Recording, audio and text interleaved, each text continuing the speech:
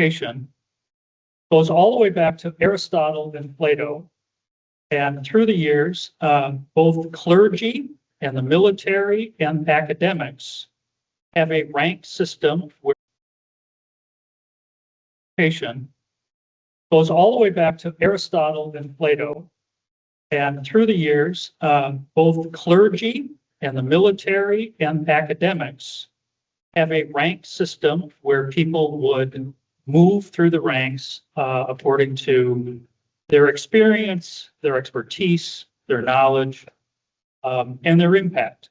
And this activity we do today, this meeting that we're having, dissertation defense, grew out of the idea that a student would learn from their advisor as they matured and learned how to sort of tackle the discipline with which they were studying. They would eventually get to the point where they had enough expertise to debate somebody on this discipline that was not their advisor. It was a very public event. That event made sure that everyone knew that the candidate had now become the rank of doctor or the highest ranked clergy or the highest ranked academic in their field. This has evolved not to debate, but instead to have a forum by which people can verify and acknowledge that this person has reached the level of doctor. So that's where we are today. I'm very happy to be with my colleagues, Dr. Black and Dr. Fu. Many of you know I'm Professor K, chair of this committee, and I'm very happy to introduce our candidate, Hien, who will be discussing the impact of cultural intelligence on employee work adaptation in foreign direct investment firms in Vietnam. Hien, please, the floor is yours. Thank you so much. Good morning, esteemed professor and committee members.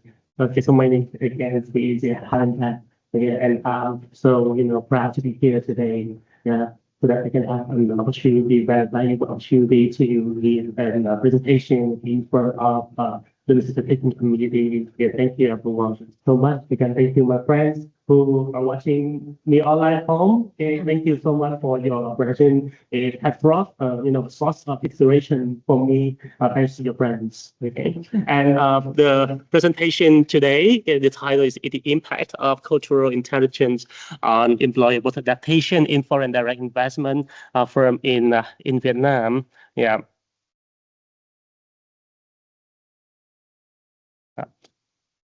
Okay, so I can just use this Bird. I can use this. Yeah, just the arrows. Yep. Oh, sorry. No, you're okay. Okay.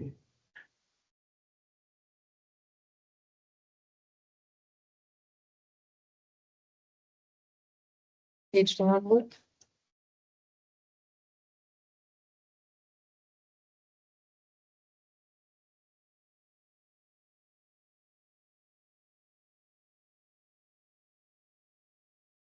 Okay, that's great. Yeah. There you go. Thank you so much. Yeah. Yeah, and before moving into the presentation, I would like to briefly note that this study builds on the research publication derived from my DBA coursework. I list these only to indicate that the conceptual logic and empirical approach used in the dissertation have been refined through earlier research contexts, and I will now turn to the presentation outlines. Yeah. My presentation today is structured into 4 principal sections, and I will begin with the introduction, which will establish the context and rationale for the study. This will be followed by a literature review. The third section will detail the methodology, data analysis, and research findings within the main focus of the study. And finally, I will conclude by discussing the result and provide implication and limitation on this research. Yeah.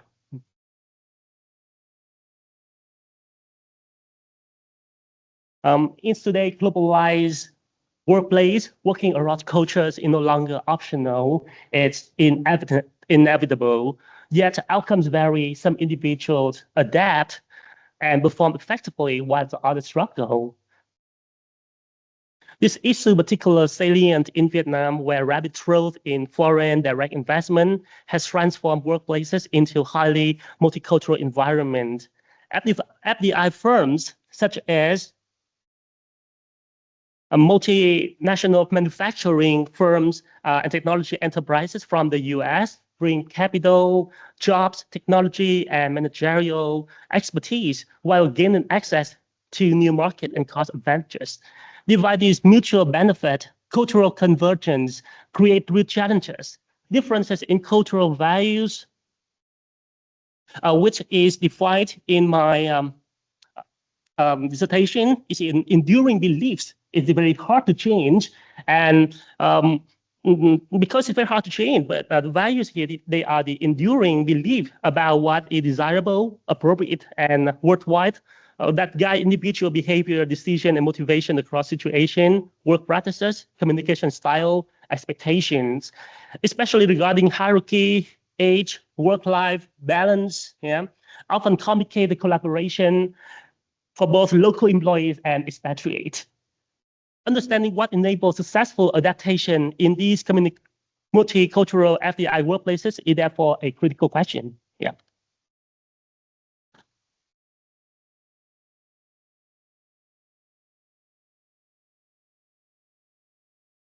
So first, I like to talk about what I mean by work adaptation. So work adaptation is a psychological state of comfort at work, and this reflects two things. Okay, and I brought the two things here into my scale to measure the dependent variable, which is the work adaptation here. Since it's a state of psychological state of comfort, and this reflects the first one, the emotional capacity, the emotional well-being of the worker to deal with stress, to deal with intercultural stressor. And the second one, adaptation reflects the functional alignment with job roles, expectation, and work relationships. Okay? And these scales, okay, is based on a validated scale. Okay, it's not I didn't create it. Okay, I just applied it into my research. Yeah. So, and prior research has shown that work adaptation here precedes job performance, and adaptation shape how individual can perform. And this assumption justifies treating work adaptation as the key outcome variable in this study. In other words, individuals tend to perform well because they are adapted rather than becoming adapted simply because they perform well. Yeah. And this is a very classical organizational behavioral logic. Okay? The job performance here is commonly modeled as a function of ability and motivation. And this logic provides a theoretical bridge between individual capabilities and work outcomes, and it serves as a very foundational premise for positioning cultural intelligence in my research model. Ability, however, is not a single construct. It includes both physical and mental components. And in the context of expatriate and managerial work, physical ability is relatively less relevant. What matters more is mental ability, particularly the cognitive complexity. Cognitive complexity refers to the capacity to process multiple sources of information, recognize relationships among them, and make sense of nuanced and ambiguous situation. And this becomes especially critical in intercultural work environment because high levels of cultural diversity introduce miscommunication, conflicting values, and information overload. Managers are often required to interpret complex signals rather than respond to clear instruction. Managers with high cognitive complexity tend to think less deterministically. They are more aware of internal conflict and cognitive dissonance, more willing to consider multiple perspectives, and more capable of evaluating alternative courses of action. And therefore, the mental capability here plays a central role in how individuals adjust to such contexts. And based on this reasoning, cultural intelligence can be understood as a specific form of cognitive complexity, right? The mental capabilities that enable managers to function effectively in culturally diverse setting. And cultural intelligence study is conceptualized as a standalone. I mean, okay. So I mentioned the job performance is a function of motivation and ability. And so I use a very classic model of OB to apply into my research. That's called the cultural intelligence. Okay, that's comprised of both ability and motivation. Okay, and here in my research, I position abilities as the cognitive complexity or the mental capabilities. Yeah, and then this becomes, the conceptual spine, okay, for my whole research. Yeah. So the specific aim of my research, the purpose of this quantitative study to examine the impact of cultural intelligence on the work adaptation of employees in FDI firms in Vietnam. And this study aimed to determine whether higher level CQ are associated with more successful employee adaptation in these culturally diverse workplaces. So the research question here is, does CQ significantly predict the level of work adaptation, classifies and categorize a lower, intermediate, and integration level among the employees at FDI firm in Vietnam? So, and this study, again, is grounded in the conservation of resources theory by Huffle. This is a motivational theory centered on the principle that individuals are driven to obtain, retain, and protect value resources. The stress arises when resources that threatened would actually lost, or when investment failed to yield resource gain. And resources, it can be object, condition, personal characteristic. And when the resources threaten loss, individual experience stress. Conversely, resource gain or sufficiently enhances their ability to cope and adapt. And this framework is highly appropriate for the current study, as it allowed for the conceptualization of CQ as a key personal resource that enables individuals to adjust more effectively in culturally diverse work environment. And within the COR framework, CQ qualifies as a resource because it values personal characteristics that enable individuals to achieve goals and protect other resources from being lost due to intercultural misunderstanding. By framing CQ as a personal resource, this study can possess a clear testable hypothesis. Higher level of the CQ resource will predict more successful work adaptation outcomes.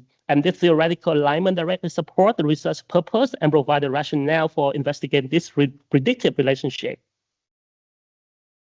So to establish a clear theoretical foundation for CQ, it is essential to first consider the broader concept of intelligence, which is widely viewed as a multifaceted capability to adapt to, select, and shape one's environment. Despite the shared understanding that intelligence is inherently multidimensional, other specific constructs like social intelligence and emotional intelligence are culturally bounded. And because the norms for social interaction and emotional expression differ across culture, the intelligences are not universally applicable and fail to adequately explain effectiveness in cross-cultural settings. Cultural intelligence emerged to address this gap, and identified as the capability to adapt and interact effectively with individuals from diverse cultural backgrounds. And mirroring the general definition of intelligence, CQ, the system of interacting ability, the mental ability, the cognitive complexity that allow individuals to adapt to and shape cross-cultural context. So as I mentioned in the proposal, right? The components of the CQs are the knowledge, and I consider this the map, the mindfulness, I consider the compass and the skill, and it works as the vehicle to drive you toward the success. Yeah. And let's talk about first about the map. Okay, the map here can refer to your content knowledge. This is the knowledge about the different dimensions of cultural dimension of the Hofstad, about the power distance, the contrast between the individualism and collectivism, right? And we also talk about, I discussed the attribution culture versus the achievement culture. Yeah, is the knowledge for the expatriate and the employees working at multinational company in Vietnam need to know, right? And more important, this is the process knowledge. The process knowledge is about the psychologists they always separate between the content based or the needs based and the process based. For example, the motivation. Let's talk about the motivation theory. Yeah, it's a distinguish between the need-based analysis to answer the question of why. Okay, why you need to do this? Why you need to do that? This is the main goal, right? Because the motivation it varies in direction and in intensity. This is like this is your end goal here, and this is your best. And always in psychological and OB research, they always categorize the knowledge in this way. They divide it into two parts: the need-based or the content-based. They answer the question why we need to do this, why we need to do that. Okay, and the process based I'm sorry, for the need-based question again, what you are aiming for? What you are aiming for? For example, are you aiming for the need for achievement? Do you have the need for power, or you have the need for affiliation? Yeah, according to motivation, human motivation theory. Yeah, and about the process, they answer the question. Oh, what initiates the response? What initiates what is the process of having that a kind of particular action? Yeah, and understanding the knowledge, process knowledge is very important. Okay, and this I think this research also applied, the expectancy theory, of the process-based motivation, because you have to answer the question. You have to answer the question: what initiate your response to a particular problem? So that's now the compass or the mindfulness come into play. So in the mindfulness, it's the metacognitive process. It defines a consciously and deliberately monitor one's knowledge processes and cognitive affective state, and also to regulate the state in relation to some goal and an objective. And the function of mindfulness and its related dimensions serve as a cognitive buffer against ethnocentric bias and help individual manage ambiguity. And this is the process of my mindfulness. I would like to explain it very briefly. But this process, mindfulness, actually, according to a lot of research, mindfulness is a motivational part. It's about recognize yourself, your own self, and your self-identity. And this is a motivation that closes the gap between the self, your current self, and the self-identity, the one that you want to be. So that's it. What's mindfulness about? Yeah. Okay. And it follows the process, three-step process according to Thomas and Eason in 2003. Yeah, and the first step is to recognize your awareness, okay, and then the second step to make the attributions beyond the attribution theory, okay. So teaching, when you teach the knowledge for the expatriates or for the employees working at multinational, you teach them the knowledge. That's the knowledge you can teach them about the process knowledge. They need to know about the process, the whole process, what A need to be, what B need to see. Yeah, and attribution is also the theory, right? Okay, this is about interpreting the causes of the problem from the internal or the external sources. And the last step is to select the cultural strength and evaluating the solution. Yeah. And again, yeah, motivation, human motivation varies in this direction and intensity.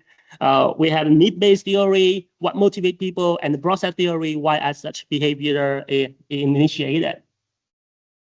The scale that I use to measure the CCQ, it separates mindfulness and motivation as different constructs, but I aim to combine the two constructs using a Korean motivation theory model of London. He's a very famous researcher in terms of self-awareness. Okay? And he said, okay, self-awareness or mindfulness is the motivational part. So why we have to separate it? And my results show that, okay, when I do the EFA, the explanatory factor analysis, and some of the variable is loaded into both mindfulness and motivational construct. Okay, and this I think is a very important contribution from my dissertation. And when we this is the kind of the knowledge that we can teach again, and when you can apply this research into the curriculum, when we train the expatriate when they are about to go to other countries for their expatriation. Okay, you can teach them about the motivation theory, the process of perceptual selectivity, from how you select a particular a specific cues, instead of not selecting this, but you select that. Okay, this is about perceptual selectivity. Okay, you can all teach them about that. Okay, in the training process, and this is about what influence selective attention. Okay, and last one is behavioral skill. You got the map, you got the compass, and now you need a way to actually move. You need a vehicle. That's the skill component, is your ability to take all that knowledge and all that mindfulness, actually do something with it to change your behavior to fit the situation. Yeah. And so you got the toolkit now. You map the compass and vehicle. What's the payoff? What does it actually look and feel like when you start putting these tools into practice? Well, it looks like a journey, an adaptation journey, right? Okay. And work adaptation, it is a psychological state of comfort when performing work-related tasks. And successful work adaptation is essential in high-stake environments at a foreign FDI firm. It's directly linked to improved job performance, okay? Increase organizational commitment and reduce turnover attention. Yeah. And cultural intelligence is viewed not as a fixed rate, but as a developmental skill augmented through experiential social learning. Thomas, development psychology, put forward a developmental model of secure growth grounded in developmental psychology. And the 5 stage of CQ developmental process begin with individuals who are oblivious to cultural disparity and adhere to their own norms without contemplation. This is stage 1. After this stage, people start to notice the cultural mosaic and become curious about it, but they still have trouble understanding the complicated truths in stage 2. In stage 3 and 4, term accommodation and assimilation respectively. People demonstrate that they have a deeper grasp of cultural differences. People demonstrate that they have a deeper grasp of cultural differences. However, the developmental level for stage 3 and 4 are different in terms of the amount of effort being exerted to behave in the right way. Finally, with continued practice, people reach stage 5, where they develop a flexible repertoire of behavior that let them move between culture with little effort. This developmental process of cultural intelligence aligns closely with the typological model of acculturation, which derives the simultaneous process of cultural and psychological transformation, resulting from prolonged interaction among the cultural groups and potentially leading to adaptation. And so adaptation is also the developmental process. And in this research, I've categorized into 3 levels. Okay, the first level is the low adaptation level, the separation level. Okay, and my research question is, okay, does the low adaptation level correlate with the stage 1 and stage 2 CQ developmental model? And the second level is I term it intermediate adaptation level, and this aligns with a very typological,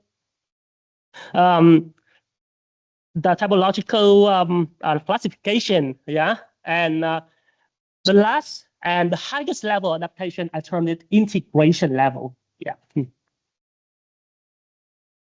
So this leads to my research hypothesis. Hypothesis number 1, lower cultural intelligence is associated with a higher likelihood of lower level adaptation. Hypothesis number 2, moderate cultural intelligence is associated with a higher likelihood of intermediate adaptation. And hypothesis number 3, higher cultural intelligence is associated with a higher likelihood of integration adaptation. And I aim to answer the research question and resolve the hypothesis using the multinomial logistic regression. Yeah, and with and also coupled with ANOVA analysis. Yeah, and the dependent variable in my research, the word adaptation, and the independent variable, the CQ component, which is comprised of knowledge, mindfulness, and skill. And the covariate for this model also control for demographic variables such as gender, age, marital status, work role, industry, and origin. Yeah. So this is my plan for the analysis.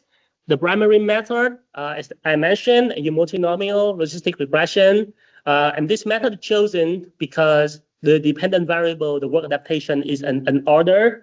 Categorical variable with 3 levels: lower, intermediate, and then high. Okay. I'm sorry. Okay. In this model, I run four different models. The first model I use lower is the reference model. The second model I use the high adaptation and reference. Okay. And the third model I use the lower level again. But I control for other covariates. Yeah. And the model output, the MLR, will estimate how 1 unit change in its CQ component affect the probability of an employee being classified into the low or high adaptation category relative to the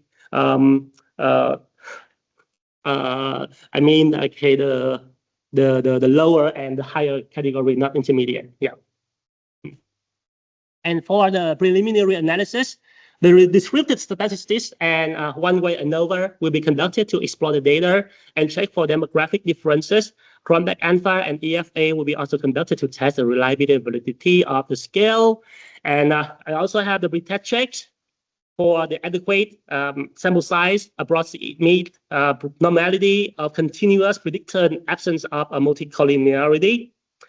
And model fit and performance will be assessed using the likelihood ratio test of pseudo R-squared statistic and classification accuracy.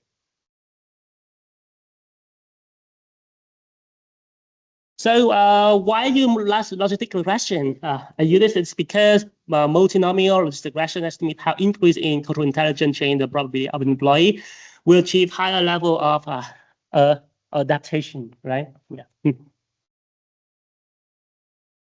And this is my logistic regression model, as you have seen in my research. And the final sample of 130 participants reflected the diverse composition of the FDI workforce in Vietnam, including both Vietnamese and foreign employees across sectors, so business, education, healthcare, and technology are reported. And the restricted data set, the sample consists of 54.6% male and 45.4% female participants. It's range from under 30 to over 50, with the majority falling between 30 and 49 years old. Participants varied in marital status, national origin, industry, and organizational role, providing a heterogeneous pool that aligns with the multicultural characteristic of FDI workplaces in Vietnam. Normality was examined for the three continuous predicted variable, and the descriptive statistic further supported the segment with knowledge using a mean of 4.51, with standard deviation of 1.25, mindfulness a mean of 5.40, and skill a mean of 5.23. Collectively, these values reflect adequate variability across the sample and do not indicate problematic distributional pattern. Pearson correlation coefficient among these three predictor variables, knowledge, mindfulness, and skill range from 0.440 and to 0.602 are statistically significant at the p-value less than 0.01. And this correlation indicates moderate association with the approaching the multicollinearity threshold of R greater than 0.90. Two statistical tests were conducted to determine whether the data were suitable for the factor analysis. The initial KMO measure of sampling adequacy was 0.819, and pilot test of sphericity was significant chi-square with p-value less than 0.001, indicating that correlation among items were sufficient for EFA. After the refinement, the second EFA produced an identical KMO value. The coefficient suggests the item with each dimension of CQ, as well as the measuring work adaptation, reliably capture coherent underlying construct.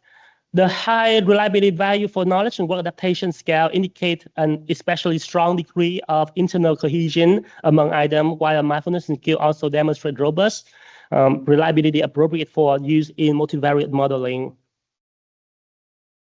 The initial EFA employed principal component analysis with varimax rotation to examine underlying structure of CQ measurement items, and the rotated component matrix revealed a 5-factor solution. However, substantial cross-loading and theoretical inconsistencies indicated that refinements was necessary.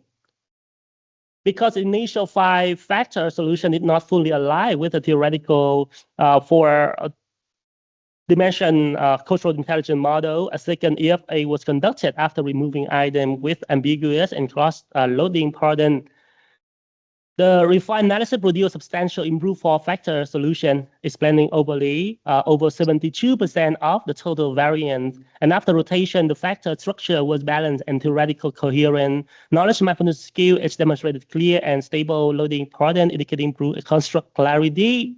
One notable finding was the mindfulness item was loaded into both motivation and mindfulness. Okay, and rather than indicating measurement weakness, this pattern is theoretically informative. It reflects the dual nature of mindfulness as both a motivational readiness to attend to cultural cues and a metacognitive capacity to monitor and regulate interpretation during intercultural encounter. And overall, these results support a refined and psychometrically stronger measurement model and provide empirical justification for conceptualizing. Mindfulness is a holistic regulatory capability consistent with Thomas' developmental CQ framework. And this slide summarized a result of the one-way ANOVA, examining whether CI, CQ, cultural intelligence differ across level of adaptation.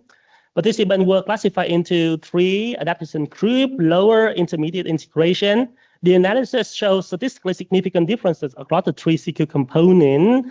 Across all the dimensions, a clear rated pattern emerged. Okay? So this table, okay, why I use the ANOVA as the reanalysis. Okay, I use this to examine the differences. Okay, and I ask question: is there statistically significant relationship between the level of CQ and the level of adaptation? And ANOVA can show a very prominent and clear result that there is an association between the different level of CQ and different level of work adaptation. Yeah.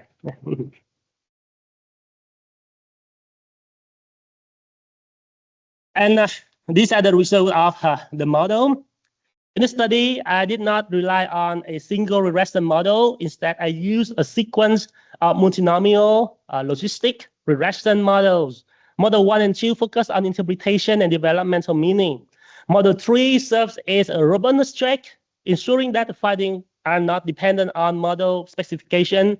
Model 4 moves beyond what predict adaptation to examine how CQ components interact as a system. Importantly, these models are complementary, not redundant. Together, they allow us to uncover both pattern and mechanism of cultural adaptation. So this is the result for my model 1, and I use low adaptation as the reference category. The key question is what enables employee to move out of low adaptation. And the result finds show that knowledge predict transition from lower to intermediate and predict transition from lower to integration. Mindfulness strongly predict integration. Mindfulness does not predict the transition from lower level to intermediate level, but mindfulness predict the transition from the lower to the highest level, which I term integration. Yes. So what the iteration here is, our cultural knowledge initiate upward movement. Mindfulness is essential for full integration, and behavioral skill alone is insufficient for earlier stages.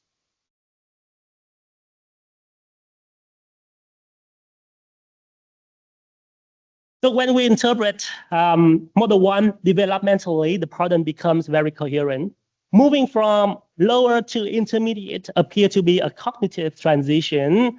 Employees begin to understand the norms, the declarative knowledge, the process knowledge, right? The expectation and cultural logic of different cultural dimensions. Okay, we have a lot of theory about that, as I mentioned in my dissertation. And moving from intermediate into integration requires something deeper. That metacognitive awareness, reflection, self-regulation, which is captured by mindfulness. And the absence of the skill effect here suggests that behavior alone does not drive adaptation unless it is grounded in understanding and awareness. Model 2 flips, okay, the perspective by using integration in the reference category, and this model asks a different question. What distinguishes fully integrated employee from everyone else? The results are very clear. Mindfulness strongly differentiates integration from both lower and intermediate adaptation.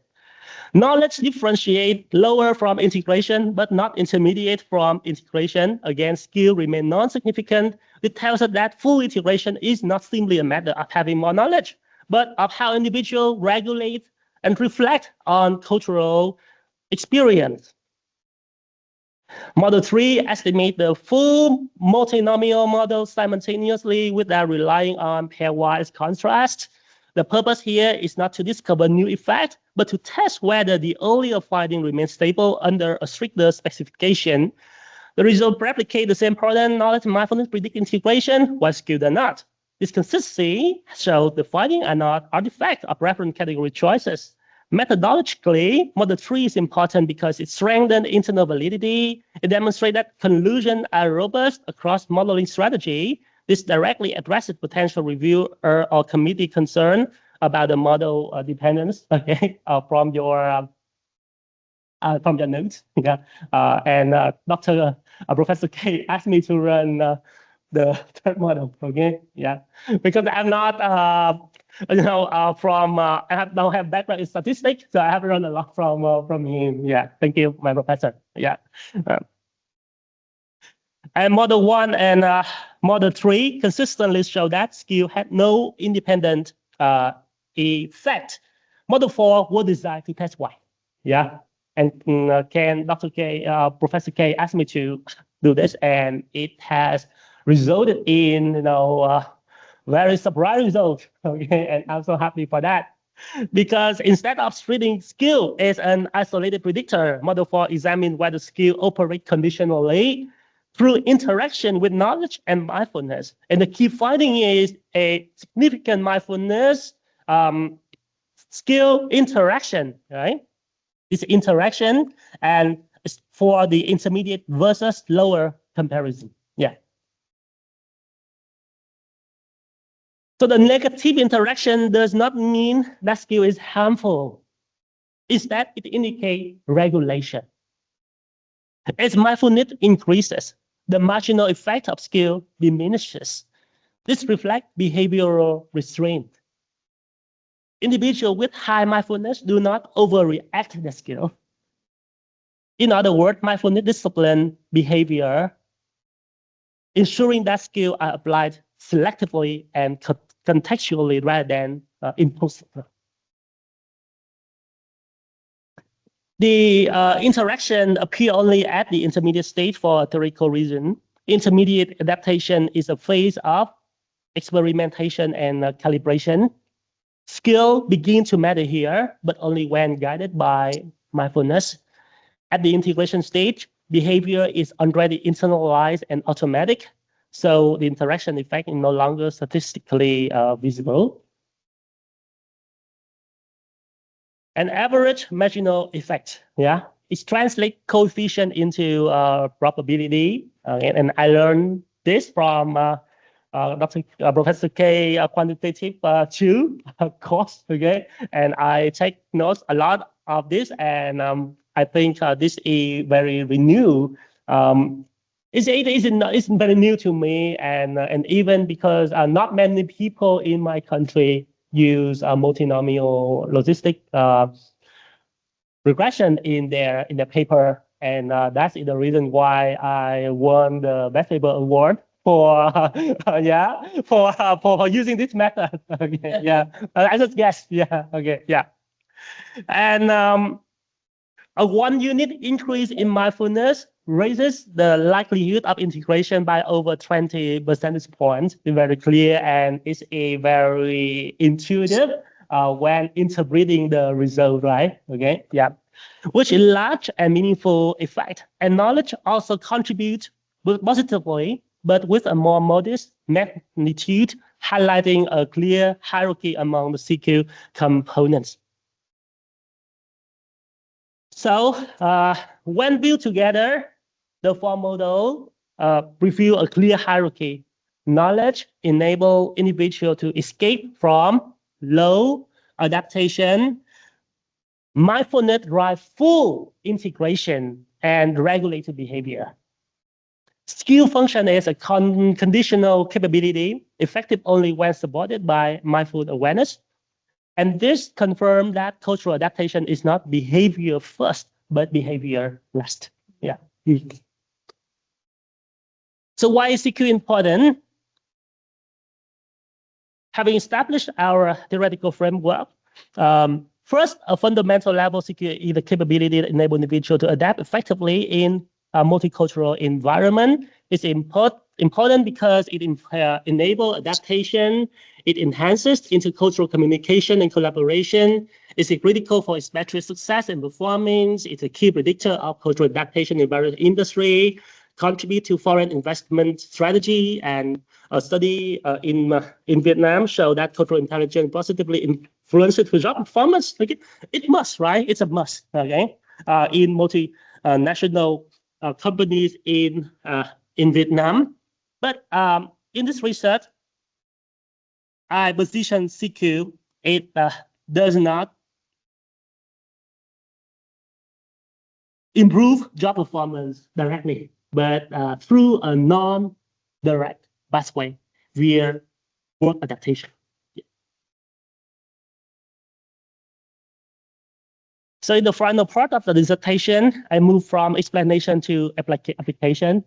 The regression results show that CQ does not function as a single skill, but as a developmental system, with mindfulness playing a regulatory role and behavioral skill operating conditionally. To translate the finding into practice, I propose a training framework grounded in social learning theory of Bandura, okay, which explicitly explains how complex, context-sensitive behavior are acquired, regulated, and sustained. Traditional behaviorist theories such as classical and operant conditioning emphasize observable behavior shaped by external reinforcement.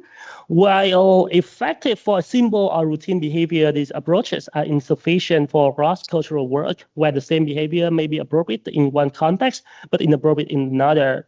This limitation helps explain why behavioral CQ did not show an independent effect in my model. Cross-cultural adaptation requires cognitive, meditation, and self-regulation, not just reinforcement. And I would like to apply the social learning theory because it extends beyond behaviorism by recognizing that individuals actively process information from their social environment. Yeah. And when we map CQ only onto this framework, the alignment is very clear. Cultural knowledge and mindfulness reside within the person component, while behavioral CQ represent enacted responses. The environment provides cultural cues and consequences.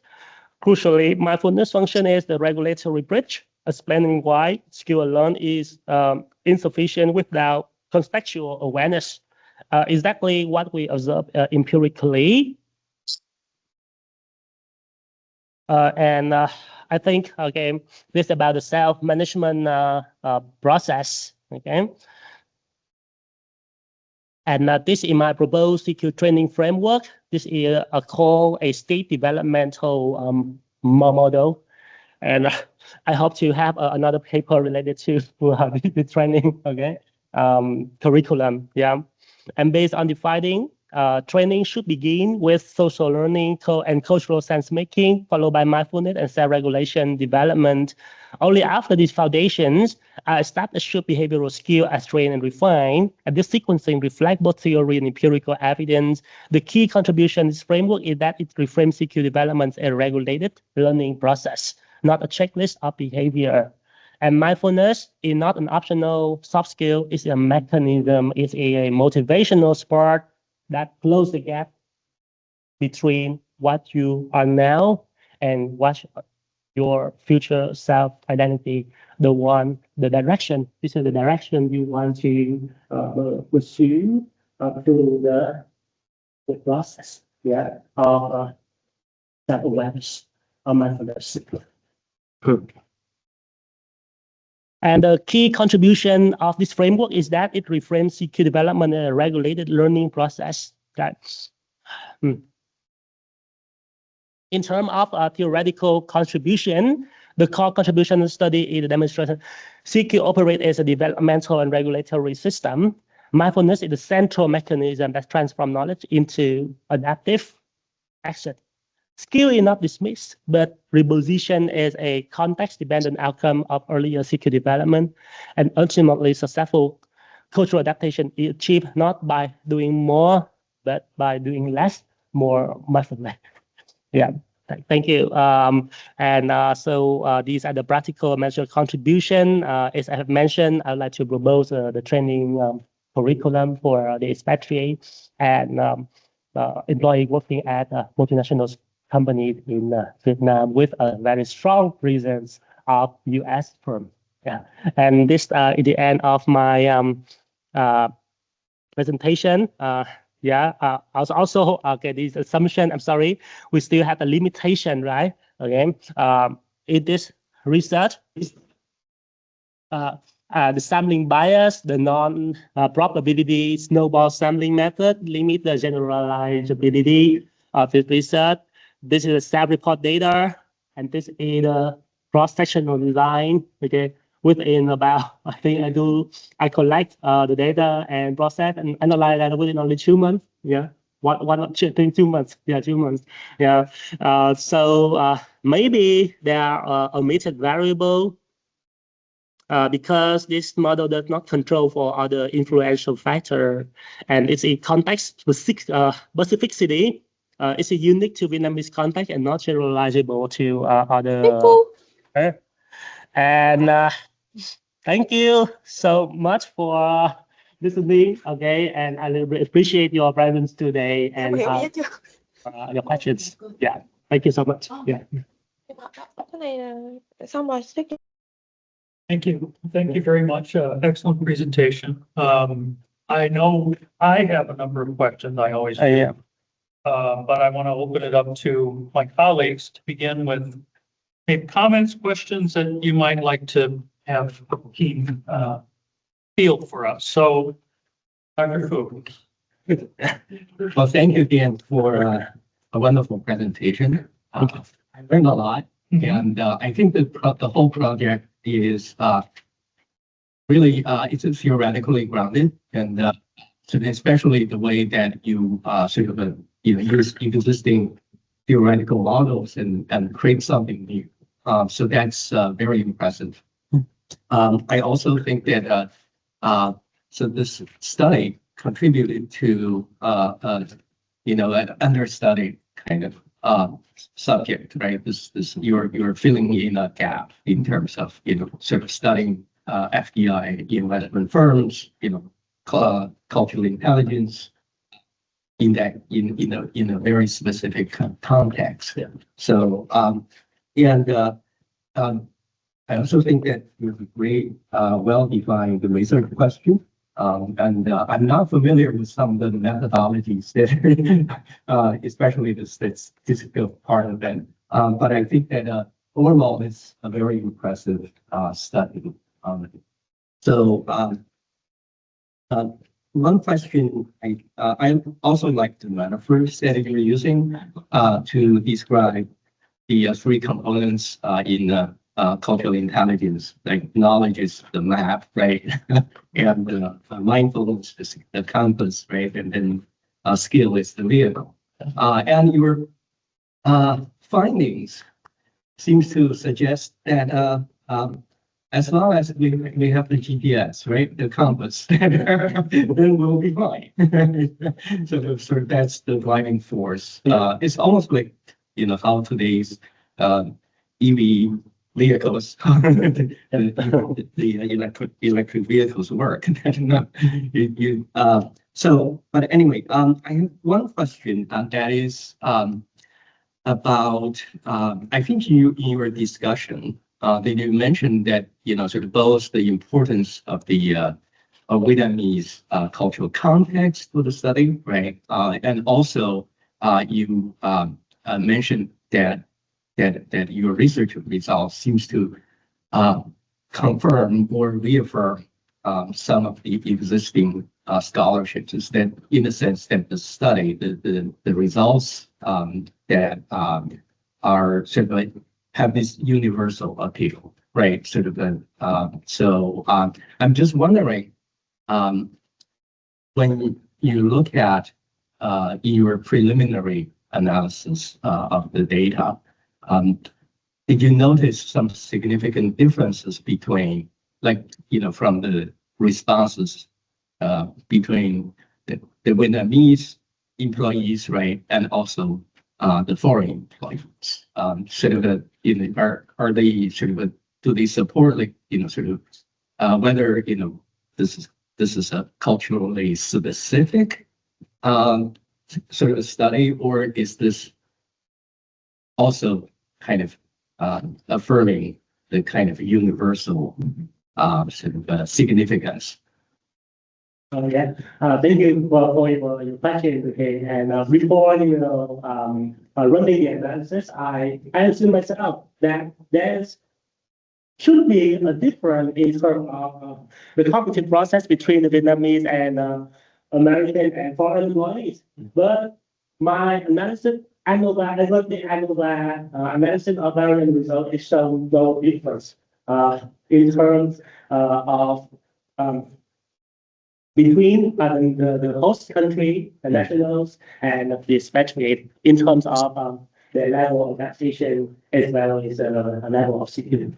Okay, and this is very surprising result for me because I always think that the host country national should be adapted more than the expatriate, but the results show that there's no statistically difference. Yeah. Yeah.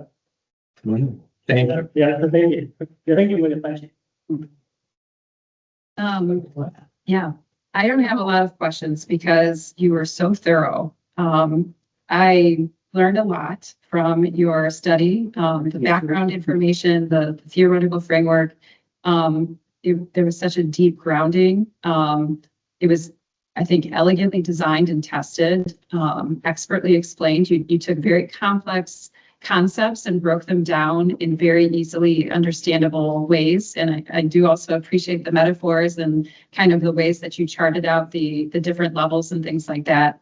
I think that your study has a major contribution to theory around CQ specifically as a developmental system. I think that that is profoundly important and significant, and it has hugely important practical implications around that social learning and the ways that companies and managers can create trainings to help employees to become better adapted in the workplace through this kind of developmental process. So my biggest question from when I sat down with you for your proposal defense was, I'm wondering what the practical implications are going to be. And so you had said like your next step is going to be like, now what does the training look like, right? And so to me, that was my main question. Like, what does the training look like for this? Like, how do you take this framework and build it out into an actual training for employees? So I don't know if you have any initial thoughts around what a training like that could entail. Yeah, absolutely. Yeah, okay. This my research inform the training practice. Yeah, and when talking about the mindfulness, it's quite an abstract concept, right? Okay, but I aim to train either an HR manager, I will train them the self-awareness and the mindfulness concept. This is because this is what the true integration of learning for the both especially and international. And as I mentioned, okay, in this research, I will apply the social learning processes in the study. And for the next research, again, I will try to combine both CQ and emotional intelligence. Yeah, and I also research about emotional intelligence. It's about the self-awareness, about the self-management, the self-control in this process. And I think there is an overlapping concept between the CQ and EQ. Yeah. Yeah, and I will apply them into my future training curriculum. Yeah. Yeah, the only other question really was the question that Dr. Hu had around, Vietnam is, as you described it, a high context culture, right? A culture in which nonverbal cues and like subtleties, you have to kind of pay closer attention to those things in order to be able to navigate interpersonal interactions successfully and effectively. So my question was, I know that you said this was a very specific study. It's not generalizable to other perhaps cultures or countries, but I'm curious just to hear your thoughts around if you were to replicate the study in a low context culture where cultural cues in these kinds of interactions might not be as salient, if you think you would find similar results. For the cultural dimension, we have a lot of things, right? For example, in the Hofstad cultural dimension, we talk about the battle distance. We talk about the contrast between individualism and collectivism. We talk about femininity and masculinity. Okay, the culture of competition, like in the USA, and the culture of treasure the friendship. In Vietnam, it's a high complex culture. Definitely, my father, my father, my grandfather, all the way teach me never say things fully. Just say things halfway there. This is the lesson.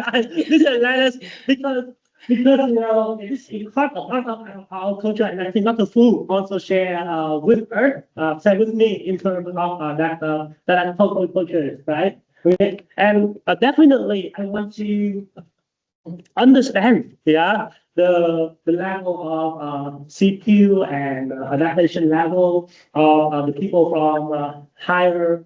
From a low cost culture, but at the moment, the results should be the same between my research has shown that there's no statistical difference between in terms of both work adaptation and CQ. Yeah. I'd be really curious to see that study. It's Because of the time constraint. The time constraint. Yeah. So I definitely will do another study if I have a chance. Yeah. Definitely. awesome. Maybe we're already living in a kind of a more globalized kind of cultural context that will erase some of those, I guess, cultural differences. Because today's young people are connected, through social media and all that. So there is a global culture, emerging kind of global culture that might have played a role. Even as I looked at what his breakdown of your the age groups, which I don't know if I'm supposed to talk, but I will anyway, just because I want to. If you went to Vietnam, it's such a young demographic. I mean, you have a lot of young people, primarily young people in the workforce, whereas in the U.S. we have quite the older workforce.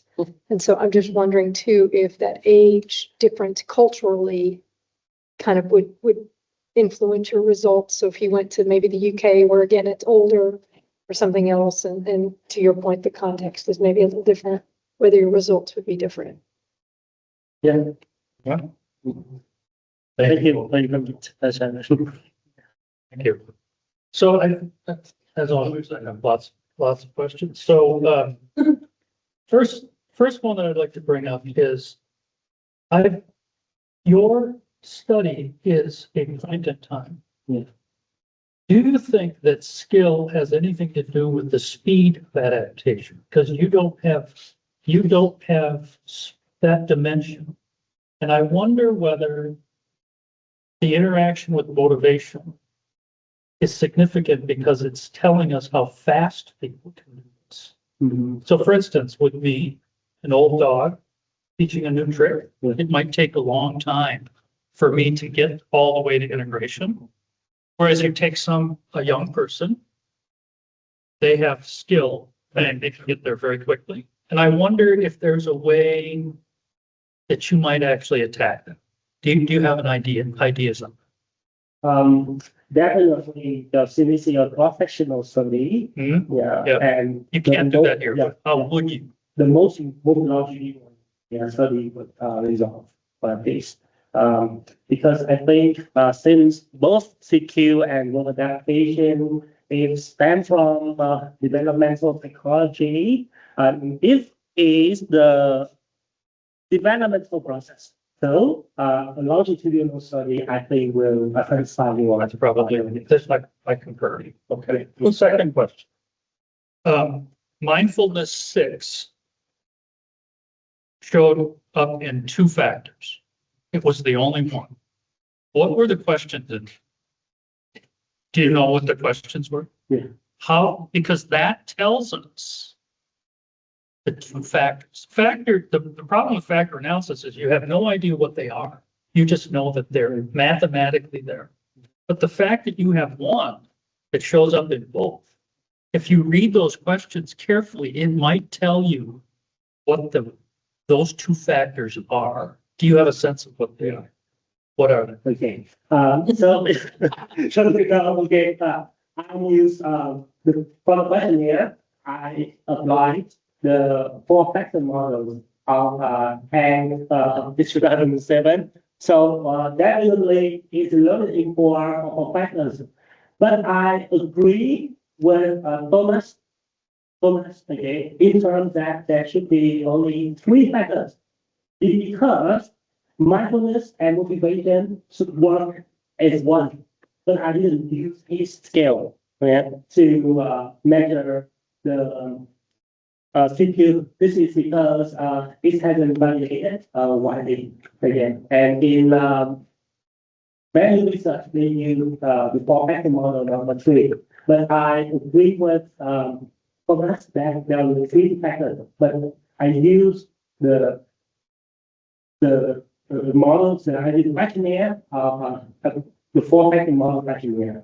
Okay, so the 2 factors, motivation and sound and metacognition, and term it metacognition, yeah. But Thomas permit mindfulness, which combine both metacognition and motivation. Yeah, and this is the reason that this is why EFL so looking for factors because I use the 4-factor questionnaire. Well, that's true, but what are the interpretations of the factors? That is unclear until you can partition them. And that's the one factor that allows you to do that. I'm curious I think it would be worthwhile going back and looking at the questions in motivation 6, the exact wording, because it will start to tell you what those 2 are, because it loads on the 2, not 1. Do you know what I mean? Yeah, and So I think that would be an interesting addition. Oh, yeah, right. To this. Okay. Third question. You want to do the training program. I agree that I think that's the biggest next step, the biggest add-on to this. I wonder whether text analysis would allow you to know the types of words to be using to enhance motivation, to enhance knowledge, to enhance skill. Maybe skill makes you faster at it. But I wonder if you took, or you would say, this is high integration, and you took a factor analysis, the text analysis of it, you could pull words out that you could necessarily say that should be in the training program. Those are words that are associated with these things. I think that would be useful. Yeah, I will try that. And I also, my last one was consistent with all of our comments. Where I have a sense of where you might apply this, other than multinational firms in a particular country. So where do people gather that come from different backgrounds that have a common purpose potentially, but are working alongside of each other? Colleges. Oh, yeah. Yeah. We all know, even the values, we all different values. And actually, it's okay, from my understanding, every model comes into one word. This is about the belief. Yeah, belief. Because the belief is so enduring that it's very hard to change, right? We have the terminal values and we have the instrumental values, right? Okay, everyone has their own needs. Okay, maybe I have the need for achievement. You have a need for power. You have a need for education, right? And this is also the direction you are aiming for. But in order to achieve that need, we need an instrument, right? This is an instrument, and I think it's very useful if you can study out for context. Yeah, I just think the context would be great because do people come in and do they adapt to where their environment is? Do they thrive in that environment? Or do they say, I feel like I want to go home? And that happens a lot. And this is one context which I think is the culture's the same, but you're getting, well, at least the country is the same necessarily, but you're getting different cultures to come in. That might be a nice context to try this again. But, excellent work. Excellent work. I think unless there are other questions, I think we might ask to actually mute that. I don't know that we need to not. I can. And perhaps if you would, there's a bench right around this corner. And I will come out and have you come back in a few minutes. I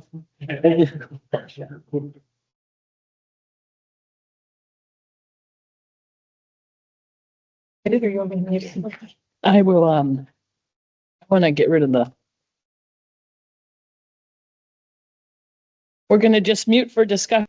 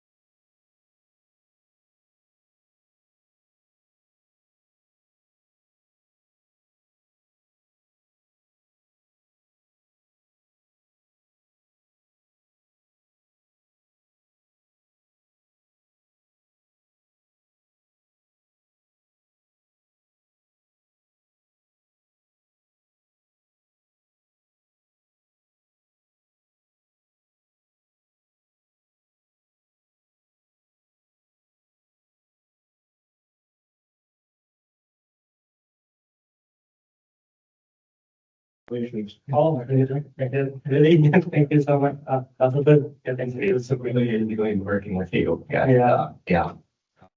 Wish you the very best. Yeah. continued success in your future endeavor. Thank you. Thank you. Yeah. Congratulations, Dr. Tsai. Oh, thank you so much. That you have, provided a lot of inspiration for me through your encouragement. Okay, although this is the first time we Met in person, yeah. but I had the feeling that we have met for so long. Yeah, yeah. Good luck with everything. Yeah, thank you so much. Yeah. Congratulations. Yeah. Congratulations. Very well done. Very well. Yeah. As again, I give you big help. Yeah, thank you so much for everything, yeah, for your encouragement. Of course, Yeah. of course. Yeah. Well done. From the comments you give on my paper. Yeah. Yeah. And thank you so much. You're very welcome. We're going to continue to work together. Everybody online, we have a new doctor here. Thank you, everyone. Yeah, thank you everyone for being here with me today, again. And this is a moment, it's a very, inspirational, exceptional moment, the biggest moment in my life. Yeah. From being here in a more than, I think, 100-year-old university with a very a long and traditional university in the United States, and then this is my prestige, my biggest honor for being here today. Thank you, everyone. Yeah. If you'd like to unmute online and wish and congratulate him, we want to give you that opportunity to do that. You can unmute. Yes. Well done, Dr. Hien. Thank you, Stephen. Thank you, Dr. Stephen. Yeah. Thank you, everybody, for being online. Appreciate that. The support everybody's giving each other. Well done. Congratulations. Well, thank you. Thank you so much. Yeah.